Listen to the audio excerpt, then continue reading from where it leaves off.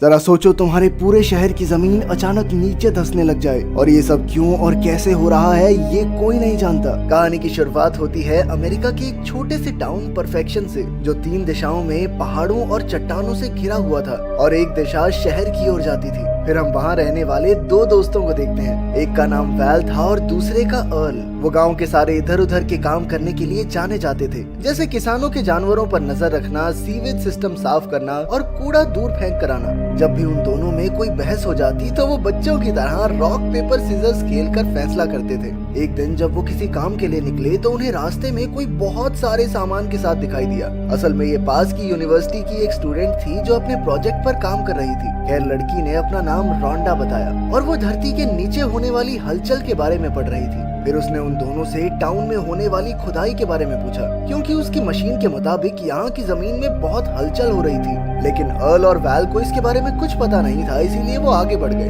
खैर, फिर रोंडा दूसरी जगह अपनी मशीन लगाकर रीडिंग्स लेने गई। तभी अचानक कोई बड़ी सी चीज उसकी तरफ तेजी से बढ़ी और वो रोंडा तक पहुँचने ही वाली थी कि रोंडा ऐन वक्त पर अपनी गाड़ी में बैठकर निकल गई। उधर अर्ल और वैल कूड़ा फेंकने का काम खत्म करके कुछ पीने के लिए रुके। वैल ने कहा कि उनके जैसा काम पूरे टाउन में कोई नहीं कर सकता।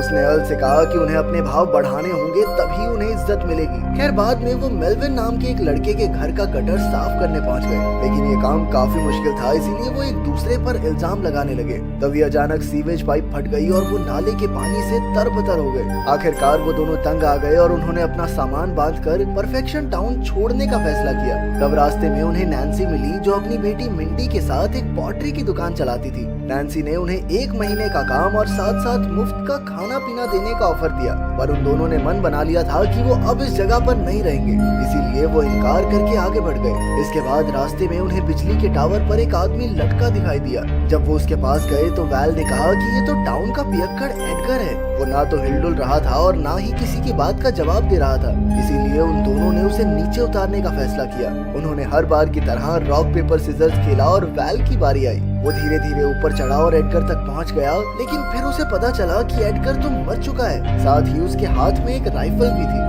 इसके बाद वो दोनों एडगर की लाश टाउन के डॉक्टर जिम के पास ले आए। जिम ने उसे देखकर बताया कि एडगर 3-4 दिन तक टावर पर ही रहा होगा और फिर डिहाइड्रेशन की वजह से उसकी मौत हो गई। ये सुनकर अर्ल और वैल सोच में पड़ गए कि आखिर एडगर नीचे उतरने की बजाय वहीं लटक कर क्यों मर गया। खैर, अब वो फिर से अपने रास्ते पर निकल पड़े, लेकिन फिर दोबारा उन्हें रुकना पड़ा, क्योंकि उन्होंने देखा कि किसी ने एक किसान की सारी भेड़ों को पूरी तरह मार डाला था। वो काफी घबरा गए और किसान को ढूंढने लगे, और तभी उन्होंने देखा कि किसान का भी कत्ल हो गया था। ये देखकर उनकी रूह कांप गई और उन्होंने जल्द से जल्द यहाँ से निकलने का फैसला किया। मगर जल्द ही उन्हें पता चला कि शहर की तरफ जाने वाली सड़क पहाड़ गिरने की वजह से बंद हो गई थी। उन्हें लगा कि ये सड़क बनाने वाले मजदूरों का काम होगा, इसीलिए वो मजदूरों को ढूंढने लगे। पर तभी उन्होंने देखा कि उनके हेलमेट्स खून और मांस से भरे पड़े थे। ये देखकर तो वो और ज्यादा डर गए और तुरंत टाउन की तरफ वापस भागे। रास्ते में अचानक ट्रक का टायर एक जगह फंस गया, पर फिर वैल के पूरी रेस देने पर वो किसी तरह बाहर निकल आया। आखिरकार जब वो टाउन में पहुंचे तो उन्होंने लोगों को इस सारी घटना के बारे में बताया।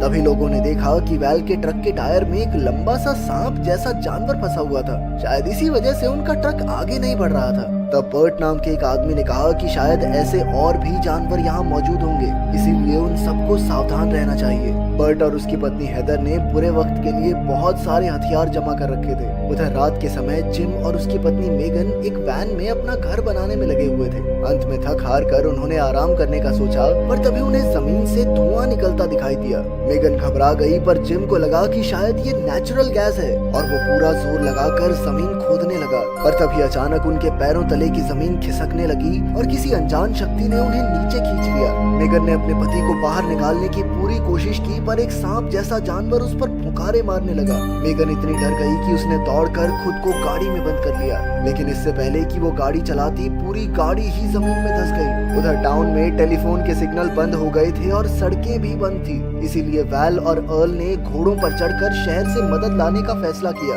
रास्ते में उन्हें जिम की वैन दिखाई दी, पर जब उन्होंने जिम और उसकी पत्नी को ढूंढने की कोशिश की तो कोई दिखाई नहीं दिया। तभी अचानक उन्हें जमीन के अंदर से रेडियो रेडियो की आवाज सुनाई दी। उन्होंने मिट्टी हटाई तो देखा कि जिम की गाड़ी तो सीधा जमीन में धसी हुई थी। ये देखकर उनकी सांसें सूख गई, पर अब उनके पास मंजिल की ओर बढ़ने के अलावा और कोई रास्ता नहीं था। कुछ देर बाद वो एक रेगिस्तान के बीच पहुंचे, जो देखने में तो सुरक्षित लग रहा था, पर उनके घोड़े अजीब तरह से हिनहिनाने लगे और देखते ही देखते घोड़ों ने उन्हें जमीन पर पटक दिया। तभी जमीन से वही अजीबोगरीब जानवर बाहर आया और उनके घोड़ों को कच्चा चबा गया। ये देखकर वैल ने गुस्से में उस पर बंदूक चला दी, पर इससे तो वो जानवर और भयानक हो गया। अब वो दोनों तुरंत पहाड़ियों की ओर भागे और उनका पीछा करने वाला जानवर अचानक से एक बड़ी सी दीवार से टकराकर मारा गया। आखिरकार उन्होंने चैन की सांस ली और तभी रोंडा वहाँ आ गई। रोंडा ने जब जानवर को करीब से देखा तो वो समझ गई कि ये जमीन के नीचे रहता है, और तो और उसकी आंखें भी नहीं थी। ये सुनकर वैल और अर्ल को काफी दिलचस्पी हुई और उन्होंने इस जानवर की लाश को शहर में बेचने का फैसला किया। पर तभी रोंडा ने उन्हें अपनी मशीन दिखाकर कहा कि यहाँ ऐसे और भी जानवर मौजूद हैं जो लगातार जमीन के नीचे घूम रहे हैं। तभी उनके नीचे की जमीन हिलने लगी और उन्हें एहसास हुआ कि वो जानवर उनकी तरफ ही बढ़ रहा है। अब वो तीनों तुरंत दौड़कर एक बड़ी सी चट्टान पर चढ़ गए जहाँ वो जानवर नहीं पहुँच सकता था। फिर उन्होंने जानवर के वापस जाने का इंतजार किया,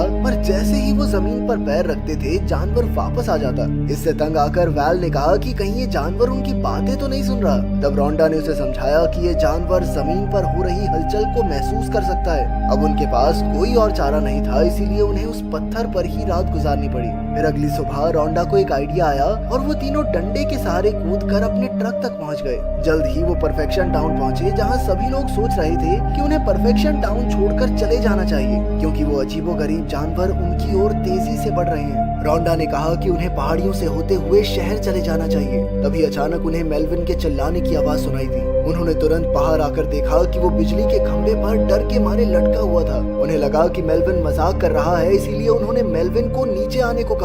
लेकिन तभी वो जानवर जमीन फाड़कर बाहर आ गया। उसे देखकर सब डर के मारे अंदर भाग गए, मगर वो जानवर बिना आवाज मेडिकल स्टोर के नीचे आ पहुंचा। तभी वैल ने सोचा कि जानवरों को यहाँ इंसानों के होने की भनक कैसे लगी। फिर उसे पता चला कि बाहर मिंडी अपनी पोगो स्टिक पर कूद रही थी। उसकी जान खतरे में थी, इसीलिए वैल अपनी जान दांव पर लगाकर उसकी ओर भागा और ऐन मौके पर उसे धक्का दे दिया। तभी जानवर जमीन से निकलकर उसकी पोगो स्टिक निकल गया। फिर नैन्सी तो मिंडी को लेकर अंदर भाग गई, लेकिन वो जानवर वैल के पीछे पड़ गया।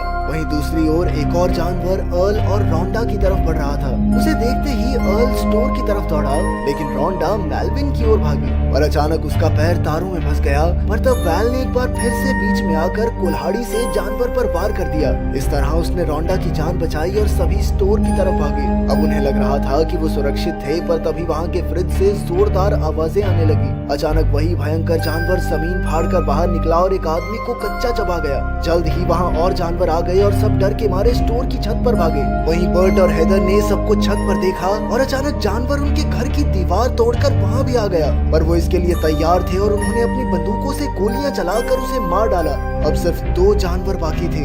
लोगों ने बर्ट और हेदर की बहादुरी पर खूब तालियां बजाई, लेकिन जल्द ही इन जानवरों ने इमारतों की नींव हिलाकर उन्हें तोड़ना शुरू कर दिया, जिससे कई लोगों की जान चली गई। तब अर्ल ने बुलडोजर में वहां से भागने का प्लान बनाया। अब उसने जानवरों का ध्यान भटकाने के लिए खाली ट्रैक्टर को चलाकर दूसरी ओर छोड़ दिया और खुद छत से कूदकर बुलडोजर की तरफ भागा। मगर जल्द ही ट्रैक्टर पलट गया और अब अर्ल पूरी तरह इन जानवरों से घिर चुका था। तभी रोंडा ने पास की एक पाइप फोड़कर जानवरों का ध्यान भटकाया और जल्द ही जानवर पानी की ओर मुड़ गए। मौका पाते ही वैल बुलडोजर पर चढ़ गया और फिर टाउन के बचे हुए लोगों को साथ बैठाकर शहर की ओर निकल पड़ा।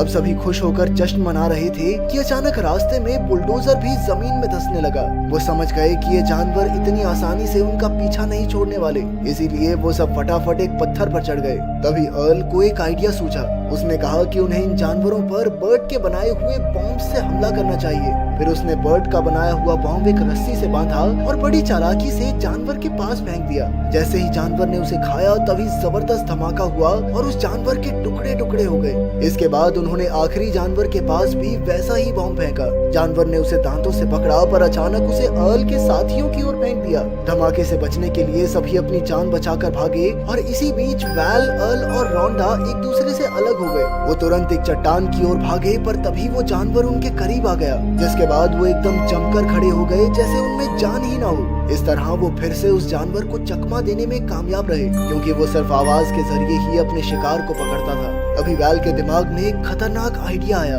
वो अर्ल और रोंडा के साथ तेजी से खाई की ओर भागने लगा और जल्द ही वो चट्टान के आखिर तक पहुंच गए। अब वो जानवर तेजी से उनकी ओर बढ़ रहा था। तभी अर्ल और रोंडा तो साइड हट गए, मगर वैल वहीं खड़ा रहा। जब वो जानवर उसके बिल्कुल करीब पहुंच गया तो वैल ऐन मौके पर दूर कूद गया। वो साइड में दौड़ा और वो जानवर तुरंत खाई में गिर गया। वो सीधा खाई के तीखे पत्थरों से जा टकराया और उसकी मौके पर ही मौत हो गई। आखिरकार लोगों ने जानवरों पर अपनी जीत का जश्न मनाया और वैल और रोंडा ने एक दूसरे को चूम लिया। चलो इनका भी घर बस गया। अगर वीडियो पसंद आई तो लाइक कर देना, चैनल को सब्सक्राइब कर देना। मिलते हैं अगली वीडियो में।